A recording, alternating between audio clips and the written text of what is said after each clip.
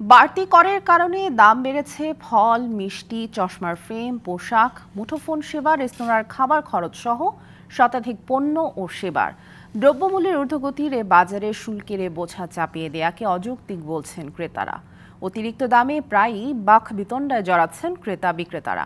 ভোক্তা অধিকার সংরক্ষণ অধিদপ্তর মনে করে রাজস্ব আদায় বাড়াতে কর বৃদ্ধির প্রভাব পড়ছে জনজীবনে।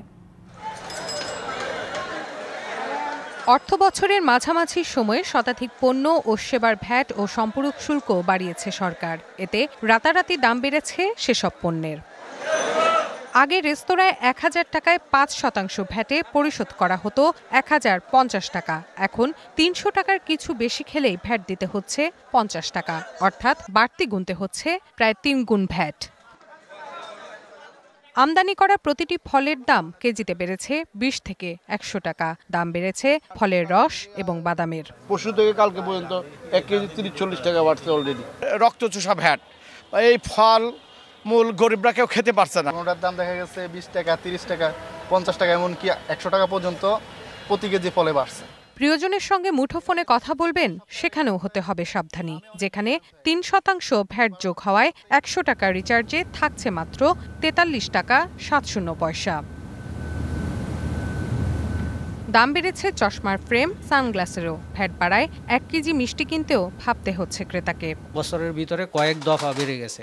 শিয়া বাটার ও ভিটামিন ই সমৃদ্ধ lily glam beauty soap. Lily, always beautiful. ফ্রেমের উপরও বেড়ে গেছে। সেই ক্ষেত্রে আমরা কাস্টমার থেকে যখন প্রাইসটা নিতে যাই তখন আমরা নিতে পারি না।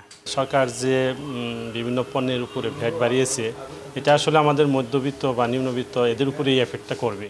এমন পরিস্থিতিতে ভোক্তা অধিকার সংরক্ষণ অধিদপ্তরের মহাপরিচালক জানান, কর বৃদ্ধির প্রভাব পড়বে সমাজের সব স্তরেই।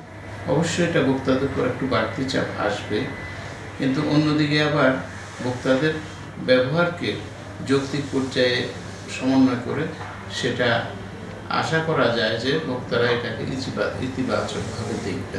ক্রেতাদের নাভিশ্বাস উঠলেও রাজস্ব আয় বাড়াতে সরকারের এমন সিদ্ধান্ত ইতিবাচক বলেও মনে করেন তিনি।